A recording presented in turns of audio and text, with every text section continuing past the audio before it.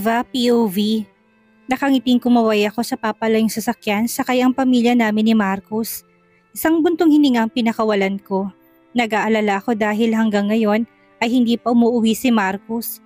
Hindi rin ito sinasagot ang tawag ko o nag-reply sa mga messages ko. Mas lalo tuloy ako nag-alala dahil doon. Hindi ako sanay na hindi ito sumasagot. Sa loob ng ilang buwan ay malaki ng pinagbago ni Marcos. Kaya katakatakang ganito. Paano kung may nangyaring masama dito? Paano kung mahina akong hinilot ang sentido ko? Hay naku Eva, tigilan mo kakaisip na hindi magandang bagay. Anin ng utak ko. Naligo ako't gumayak. Inaantok ako't wala pang halos tulog dahil hinihintay kong bumalik si Marcos kagabi. Pero umaga na'y wala pa rin ito. Gumawa lang ako ng alibay sa mga magulang namin nang tanungin ako ng mga ito. Ayoko namang mag-alala ang mga ito, lalo na si Mommy. Nagpahatid ako sa office ni Marcos. Hindi ko pinahalatang nabigla ako sa sinabi ni Bien. Mrs. Del Rio, narito ka ba para daanan ng mga files na to? Kinuha ni Bien ang mga papeles sa mesa at inabot sa akin. Pakisabi kay Mr. Del Rio, get well soon. Kinancel ko ng mga appointment niya this whole 2 weeks. Kaya makakapag-enjoy pa kayo after niyang gumaling. Bakit sinabi ni Marcos na may sakit ito kahit wala naman? At bakit ito nagsinungaling sa akin? Yun ang kanina pa tumatakbo sa isip ko. Sa universidad ay pilit kong tinuon ang isip ko sa lecture. At pagkatapos ay nagmamadali akong umuwi na ikinataka ni Samantha at Harper. Ngayon lang ako hindi sinundo ni Marcos kaya nakakapanibago talaga. Hindi na ako sanay na hindi ito makita. Na darating na may dalang bulaklak at may malaking ngiti sa labi. Umasa ako na pagdating ko ay nasa bahay ng asawa ko pero wala pa rin ito. Halos tumalon ng puso ko na makatanggap ng isang maikling message kay Marcos. Nagtataka man ay masaya akong mabasang message niya sa akin. I'm fine. Ito lamang ang message niya. Magluluto ako ng paborito mo. May gusto ka bang kainin o request? Reply ko sa kanya. Wala siyang reply sa akin kaya naman niluto ko na lang ang putahe na alam ko magugustuhan nito. Pagkatapos magluto'y kaagad akong naligo. Gusto ko mabango ako harap sa kanya at hindi amoy pawis. Pero lumipas ang buong magdamag walang Marcos na umuwi. Nanlalalim ng ilalim ng mata ko dahil wala pa akong tulog. Pakiramdam ko ay babagsak ako anumang sandali dahil sa antok. Dahil walang pasok ay saka lamang ako natulog. Lumipas ang 2 linggo, hindi umuwi si Marcos. Ang huli niyang mensahe sa akin ay, "Don't tell my parents about this." Alam ko kung anong tinutukoy nito, yun ay ang tungkol sa hindi nito pag-uwi. Inalis kong pag-aalala sa dibdib ko. Alam ko na may dahilan ang asawa ko. Hindi naman ito aalis ng ganong katagal at mawawala nang walang malalim na dahilan. Natigil ako sa paghakbang na makita ko nagtatalo na naman sina Harper at Samantha. Ano, gusto mong ilihim natin to? Nababaliw ka na ba? Malakas ang boses na tanong ni Harper na halatang galit na galit habang si Samantha ay pinakapakalma to. Hindi naman sa ganun Harper. Hindi rin naman niya tayo papaniwalaan Mag-isip ka nga. Saka hindi tayo sigurado kung sila nga yun. Saka paano kung mali tayo? Ani Samantha sa binata. Parehong nanlaki ang mata nila nang makita ako. Agad na napatayo ng tuwid ang dalawa habang nakaiwas sa akin ng tingin. Best! Ikaw pala! Kandautal na sambit ni Samantha. Anong pinagtatalunan niyo this time? Walang kabuhay-buhay na umupo ako sa bench. Mukhang seryoso Mga ex mo na naman? Nagkatinginan silang dalawa at sabay pa na sumagot. Oo, mga ex ni Samantha, sagot ni Harper. Oo, mga ex ko, sagot naman ni Samantha. Napailing na lang ako sa narinig ko. Hindi na ako nabigla, sanay na ako sa kanila. Umupo silang dalawa sa harapan ko. Eva, umamin ka nga sa amin, kasama mo ba sa bahay ang asawa mo? Tanong ni Samantha gamit ang malatismosa nitong boses. Ganito ito kapag may kwento o may gustong makumpirma. Natigilan ako sa tanong niya. Hindi ko sinabi kahit kaninong tungkol sa pag-alis ni Marcos sa bahay at hindi pa bagbalik. Kaya bakit ganitong alam ni Samantha? May alam ba ito?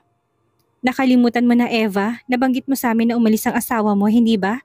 Ani Harper sabay siko ng mahina sa katabi. Napangiwi na lamang ako. Hindi ko matandaan ang sinasabi nitong pagkwento ko pero minsan talaga ay hindi sinasadyang nadudulas ang dila ko. Nang sabihin ko sa kanilang hindi pag-uwi ni Marcos ng 2 linggo ay tila hindi na sila nagulat. Pero nagtataka ako sa kanila, lalo na kay Harper. Mukhang galit na galit ito ngayon.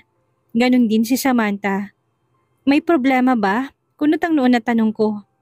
Eva, Hinawakan ni Samantha ang kamay ko.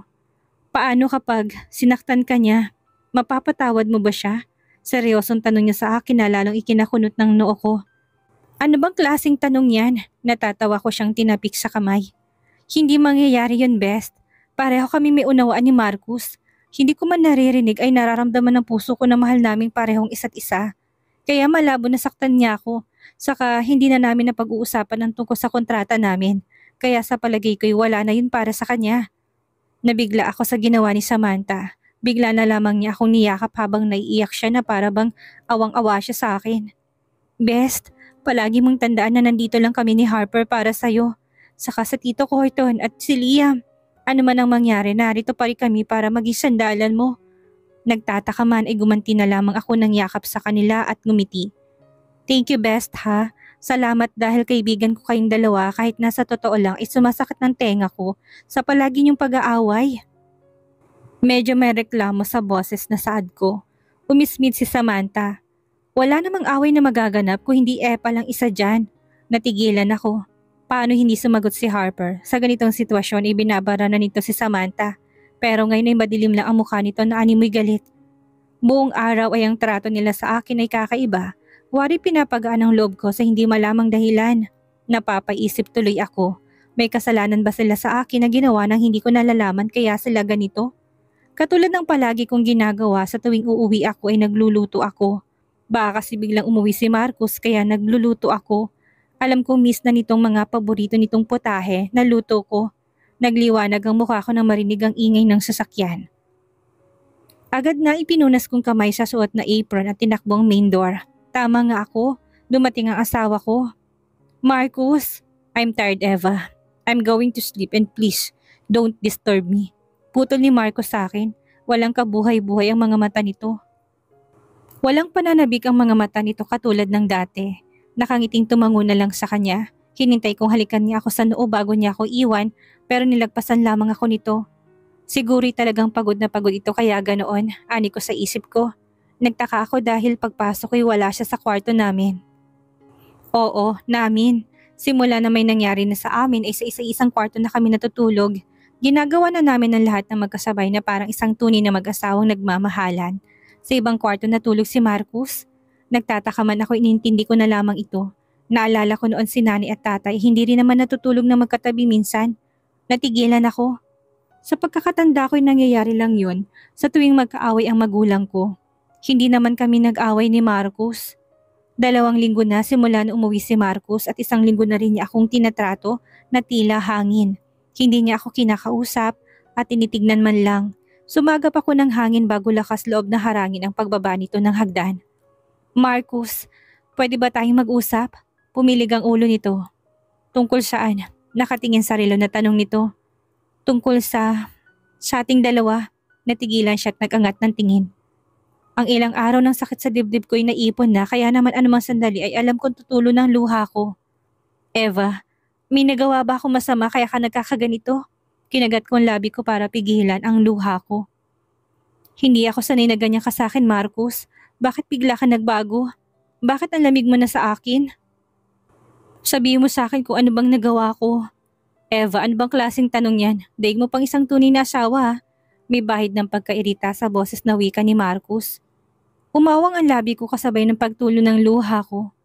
Mag-asawa naman talaga tayo. Sa papel, oo. Mapaklang tumawa si Marcus. Tell me, Eva, hindi mo naman siguro nakalimutan ang kontrata natin, hindi ba? Sumikip ang dibdib ko, tila gripong rumagasa ang luha sa mata ko. Marcus, maayos naman ang pagsasama natin. Nagkakasundo tayo, kaya bakit tayo maghihiwalay? Alam kong desperada ang dating subalit wala akong pakialam. Eva, our agreement is still on. Walang nagbago tungkol sa bagay na yon kaya stop assuming, okay? Inis nitong turan at saka lumakad palayo pero agad din tong napahinto na marinig ang sinabi ko. Paano kung ayaw kong hiwalayan ka? Pinahid kong luha, tinignan siya na may determinasyon sa mukha. Paano kung ayaw kong isukong pagsasama nating ito? Naging blankong mukha nito. It doesn't matter, Eva. Sa ayaw at sa gusto mo ay hihiwalayan kita. Katulad na napagkasunduan at wala kang magagawa sa bagay na yon. Ani Marcus bago tuluyang umalis. Ang determinasyon na nasa mukha ko'y napalitan ng takot at sakit. Ilang beses akong huminga ng malalim para pakalmahin ang sarili ko at patahanin. Hindi ako susuko, yun ang tinatak ko sa isip at puso ko. Mas lalong lumamig ang trato ni Marcos sa akin. Kapag nagpupunta ako sa office niya na may dalang pagkain ay sa mismong harapan ko mismo niya yon tinatapon sa basurahan. Halos madurog ang puso ko sa tuwing ginagawa niya yon. Maaga akong gumigising, ihanda lang ang lahat ng mga yon kaya ang sakit sa dibdib na makitang hindi nito pinapahalagahan ang pagod ko. Hindi na niya ako hinahatid at sinusundo. Madalas itong gabi kong umuwi kaya ang mga pagkaing hinanda ko'y nasasayang lang din. Mabilis na lumipas ang 2 buwan. Wala na akong ginawa ko hindi umiyak tuwing gabi. Nagdadasal ako na sana magkaroon ng himala at bumalik kami sa dati. Pero nagpatuloy ng malamig siya sa akin. Napansin nila Samantha at Harper ang pagiging matamlay ko. Ayon pa sa kanila ay pumayat daw ako. Hindi na rin kasi ako nakakakain ng maayos dahil sa kakaisip ko ano bang dapat kong gawin para maayos ang pagsasama namin. Hinintay kong dumating si Marcos, maski madaling araw na hindi ko alintan ang antok ko. Nang makita niya ako nilagpasan lang niya ako katulad ng kanyang ginagawa sa nakalipas na buwan. Humarang ako sa kanya. Marcos, please naman mag-usap tayo. May pagmamakaawa sa boses na kumapit ako sa braso niya. Natigilan ako, agad kong inamoy ang leeg niya. Nagulat ako nang malakas niya akong itinula kaya napasalampak ako sa sahig. What the heck are you doing, Eva? Maanghang niya akong tinignan na tila hindi nagustuhan ang ginawa ko. Hindi ko alam kung bakit nanlalamig ang katawan ko. Ayaw ko man ay hindi ko napigilan ang pag-iisip ng kung ano-ano. Lumapit ako sa kanya ng paluhod at yumakap sa binti niya. Marcos, please, sabi mo sa akin na wala kang iba. Umiiyak na umiling-iling ako. Maisip ko pa lang na may iba siya ay tila dinudurog ang puso ko. Sorry ha, alam ko naman na hindi kita dapat mahalin pero hindi ko napigil ang puso ko. Mahal na mahal kita. Sabihin mo mahal mo din naman ako, hindi ba? Huwag kang magsinungaling sa akin. Alam ko't ramdam ko na mahal mo ako. Ramdam kong paninigas ng kanyang katawan na marinig ang sinabi ko. Maski ako'y nagulat dahil nasabi ko na rin sa kanya ang nararamdaman ko. Pero hindi ba niya naramdaman yon sa bawat araw na magkasama kami? Umupo siya at pumantay sa akin. Agad ako yumakap sa kanya pero inalis niyang kamay ko. Parang awa mo na, Marcos. Ayusin natin to. Gagawin ko lahat para wag mo akong iwan. Kung gusto mo ihahayaan kita sa mga bagay na gusto mong gawin. Hindi kita pipigilan. Iniling-iling ko muli ang ulo ko. Huwag ka lang maghanap ng iba. Hinawakan niya ako sa balikat. Eva, please stop begging. Dahil walang magbabago sa kontrata nating dalawa. Tanggapin mo na lang si ikakagaan ng buhay nating dalawa. Naiwan akong luhaan, hindi matanggap ng puso at utak kong lahat. Mahal na mahal ko si Marcos. Hindi ko kaya na mawala siya sa akin. Alam ko na mahal niya ako kaya bakit nangyayari ito sa relasyon namin. Hindi ako susuko. Ilalaban kong nararamdaman ko para kay Marcos. Kung kinakailangang magmakaawa ako ng paulit-ulit ay gagawin ko. Ganun naman kapag nagmahal mo ang isang tao, hindi ka susuko.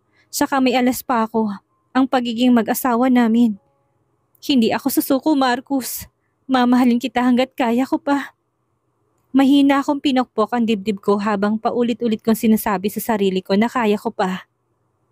Ngayon pa ba ako susuko? Gayong alam kong may nararamdaman siya sa akin. Ramdam ko, hindi ako manhid. Mahal ako ng asawa ko. Nabigla ako nang mapagbuksan ko ng pinto sina Harper at Samantha. Wala naman kasi silang sinabi sa akin na dadalaw sila ngayon. Oh my God, Eva! Kumakain ka pa ba? Tingnan mo nga sarili mo. Lalo kang pumayat. Balak mo bang patayin na sarili mo? May galit sa tono na wika ni Samantha sa akin. Alam kong nag-aalala sila dahil sa kapayatan ko. Maski rin ako ay nagulat nang mapatingin ako kanina sa salamin. Ang payat-payat ko na pala. Hindi ko man napansin. Tingin ko nga ay tatangayin na ako ng hangin dahil sa kapayatan ko. Siguro ay dahil sa sobra kong stress nitong nakaraan kaya hindi ko na malay na napapabayaan ko na palang sarili ko. Nang yumakap sa akin silang dalawa ay bigla na lamang tumulo ang luha ko. Marahil ay dahil sa hindi ko na kayang bigat at sakit sa dibdib ko kaya napaiyak na lang ako. Matagal kami sa ganong sitwasyon. Hinayaan lang nila ako na umiyak ng umiyak para mailabas kong sakit sa dibdib ko. Nang kumalma ako ay nakiusap ako sa kanila na ihatid ako sa office ni Marcos. Pero bago kami umalis ay nagluto silang dalawa at pinakain ako. Habang nasa biyahe kami ay napansin kong pagiging tahimik nilang dalawa. Hindi ako sanay na ganito sila. Masanay kasi ako na maingay sila o nagtatalo. Kumunot ang noo ko sa pagtataka dahil hindi nila ako hinatid sa office ng asawa ko. Kung hindi dinala nila ako sa tapat ng isang two-story townhouse malapit sa bahay na nilipatan ni Samantha. Biglang pagtambol ng dibdib ko na makitang pamilyar na sasakyan na nakaparada sa labas. Best, sorry ha. Naiyak na sambit ni Samantha. Gusto namin na sabihin sa'yo nung una pa lang, pero naduwag ako. Pinigilan ko si Harper kasi ayaw ko masira ang sayang nakikita ko sa'yo. Saka, naduduwag din ako dahil baka hindi ka maniwala. Alam kasi namin kung gaano mo siya kamahal. Galit na nagsalita si Harper. Go ahead, Eva. Tingnan mong kagaguhan ng asawa mo. Kuyumang kamaong saad nito, tila pinunit ang dibdib ko na makitang paglabas sa bahay ng isang tao na kilalang kilala ko. Si Marcus. Nakayakap sa bewang nitong babaeng nasa cellphone ko lang noon ni Harper at Samantha nakikita. Umiiyak na lumabas ako ng sasakyan dahil mababa lang ang gate ay kitang-kita ko silang dalawa, lalo ng paglapat ng labi nila sa isa't isa. Ganun na lang ang pagkabigla sa mukha ni Marcus nang magawi ang tingin niya sa akin. Eva, bumitaw siya sa babae at nilipitan ako. What are you doing here? Galit na tanong nito sa akin. Hindi ko magawang magsalita, nihirapan akong huminga. Siguro ay dahil sa sobrang sakit, ang dibdib ko'y parang paulit-ulit na dinurog. Ngayon, alam ko ng pakiramdam ng mga asawang pinagtaksilan. Eva, kaya pala hindi ka na umuwi dahil may iba ka nang inuuwian. Kinagat kong labi, sa dinay tila madudugo ito. Pero walang epektong sakit ng pagkagat ko dito para pigilin ang pag-iyak ko. Mas lamang ang sakit na nararamdaman ko sa dibdib. Eva, sa bahay na tayo mag-usap. Timang bagang niya akong hinawakan sa braso subalit pumiksi ako. Bakit sa bahay pa? Kung pwede naman tayo mag-usap ngayon, Marcus. Tumingin ako sa babae na alam kong ex niya na ngayon ay mukhang hindi na. Nagkabalikan na pala kayo. Kailan pa? Tinuro kong asawa ko. Alam mo ba nakasal na si Marcus? Asawa ko na siya ngayon kaya bakit sumasawsaw ka pa? Hindi mo dapat ginugulong pagsasama namin. Isang sampalang tumama sa mukha ko mula sa babaeng kararating lang. Natatandaan ko ito. Ito ang babaeng sumaboy ng alak sa mukha ko. Ang kapal naman ng mukha mo. Ikaw ang umahas sa fiancé ng ate ko kaya ikaw ang nakikisawsaw at hindi siya. Kung may malandiman dito ay ikaw yun. Tumingin ako kay Marcus. Umasa na ipagtatanggol niya ako pero wala itong ginawa.